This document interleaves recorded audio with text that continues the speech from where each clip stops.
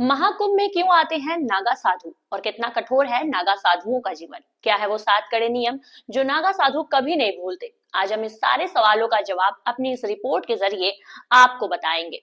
दोस्तों, महाकुंभ में नागा साधुओं पर सबकी निगाहें टिकी रहती हैं क्योंकि वैसे तो इनके दर्शन होना इतना आसान नहीं है, लेकिन महाकुंभ में इनका अलौकिक दृश्य सबके लिए अचंभित करने वाला होता है। नागा साधुओं को जहां से भी गुजरते हैं, उनको देखने वालों की जो भीड़ है वो लगी रहती है। सबसे पहले तो उनकी वेशभूषा को लेकर लोग उनको देखकर चौंकते हैं, साथ ही उनकी जिंदगी के बारे में जानने के लिए काफी ज्यादा उत्सुक रहते हैं।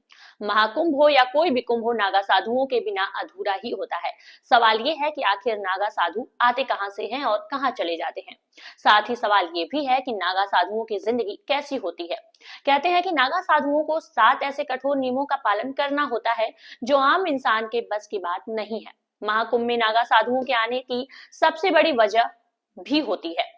चलिए अब आपको बताते हैं, दरअसल महाकुंभ में या फिर किसी भी कुंभ में दिखने वाले नागा साधु कहाँ रहते हैं, या ये कोई नहीं बता सकता, क्योंकि ये तो हमारे आप की तरह एक घर बनाकर नहीं रहते, क्योंकि इनका अस्थायी ठिकाना होता ही नहीं है। वो किसी भी एकांत जगह में रहते हैं जहां कोई चाह कर भी नहीं जा पाएगा। वहीं महाकुंभ में नागा साधुओं के आने की वजह ये होती है कि शाही स्नान में सबसे पहले वही स्नान करते हैं।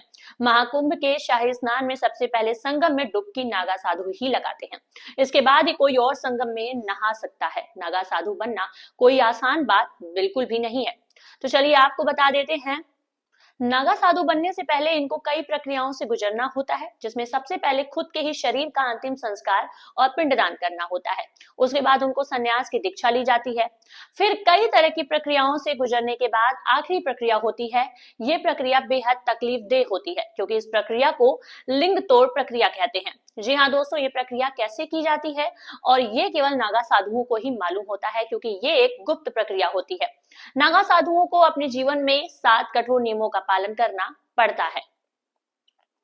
नागा साधुओं को नियम के मुताबिक गृहस्थ जीवन का पूरी तरह से त्याग करना होता है। हालांकि गृहस्थ जीवन से इनका जीवन काफी कठोर होता है। ये त्रिशूल, शंख, डमरू, रुद्राक्ष, तलवार, कुंडल, कमंडल, कड़ा चिमटा और चिलम के साथ रखते हैं। नागा साधुओं की दैनिक क्रिया सुबह 4 बजे ही शुरू हो जाती है। सुबह 4 बज के उठने के बाद नित्य क्रिया से फारिग होकर स्नान और श्रृंगार करते हैं, जिसके बाद वो हवन, प्राणायाम, कपाल क्रिया, ध्यान और नौली क्रिया करते हैं। नागा साधुओं को पूरे दिन में केवल एक बार वो शाम को भोजन करना होता है। ये भगवान शिव के अत्यंत बहुत बड़े भक्त होते हैं। हालांकि ये गृहस्थ की तरह घरों में नहीं रहते, लेकिन नागा अखाड़े के आश्रम और मंदिरों में नागा साधु निवास करते हैं। कई बार ये गुफाओं और हिमालय पर तप के लिए निकल पड़ते हैं। फिर भी ये भ्रमण के दौरान गांव में झोपड़ी बनाकर घूनी रमाते हैं और साथ ही नियमों के मुताबिक ये कहीं भी पैदल घूमते रहते हैं। नागा मंडली के नए नागा साधु महज एक लंगोट में रहते हैं, लेकिन कुंभ में वो अंतिम प्रण लेते हैं और इसके बाद लंगोट भी त्याग देते हैं। उसके बाद से ये पूरी जिंदगी नग्न अवस्था में ही बिताते हैं। अब आप समझ गए होंगे कि दोस्तों, नागा साधुओं की तपस्या कितनी ज्यादा कठिन मानी जाती है। बाकी महाकुंभ के हर दिव्य सत्य से रूबरू रहने के लिए बने रहिएगा हमारे साथ, क्योंकि खबर के हर चौराहे पर आपको पोस्टमैन मिलेगा और आपको सत्य के संदेश देगा। जय हिंद, जय भारत।